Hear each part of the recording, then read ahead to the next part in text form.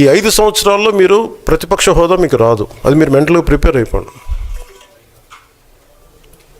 11 సీట్లతోటి మీకు ప్రతిపక్ష హోదా ఇవ్వబడదు, రాదు. ఎందుకంటే ఇట్ ఈస్ చంద్రబాబు గారు, గౌరవ ముఖ్యమంత్రి చంద్రబాబు గారు డిసైడ్ చేసేది కాదు, జనసేన డిసైడ్ చేసేది కాదు.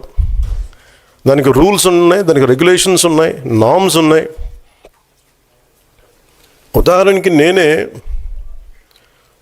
ప్రభుత్వం, మన కేంద్ర ప్రభుత్వం ఫార్మేషన్కి మేము వెళ్ళినప్పుడు పార్లమెంటరీ లీడర్ని మనం కూర్చున్నప్పుడు, ఎన్డీఏ పక్ష నాయకుడు ఎన్నుకోవాలనుకున్నప్పుడు నేను నాయకుల స్థాయిలో నేను కూర్చున్నాను.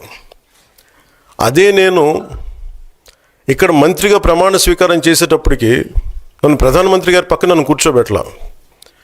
నేను డిప్యూటీ సీఎం అయినప్పటికీ కూడా అది మంత్రి హోదానే కాబట్టి తిరిగి నన్ను మంత్రులందరూ పక్కనే కూర్చోబెట్టారు తప్ప ప్రత్యేకంగా నన్ను అక్కడ కూర్చోబెట్టలేదు. They very specific rules and regulations నడుస్తాయి. ఉదాహరణకి పొద్దున కూడా స్పీకర్ గారు ఎదురొస్తే, నేను అసెంబ్లీలోకి అడుగు పెడతా ఉంటే స్పీకర్ గారు ఎదురొచ్చారు. మనకి వచ్చి ఆయన కూడా ఆయనతో పాటు రండి అని వెళ్తుంటే ముందుకు తీసుకెళ్తుంటే నాకు అనిపించింది, సార్ ఇది డిప్యూటీ సీఎంకి ప్రోటోకాల్ ఉండదు, ఓన్లీ ముఖ్యమంత్రి గారు, స్పీకర్, మనకు కౌన్సిల్లో ఉండే చైర్మన్ ఆయనే మీరు చేయాల్సింది తప్ప ఇది మేము ఉండేది కాదని చెప్పి నేనే వెళ్ళిపోయాను. ఎందుకంటే మేమే ప్రోటోకాల్స్ బ్రేక్ ఎందుకు చేయమంటే మాకు లేని ప్రోటోకాల్ మేము అడగం.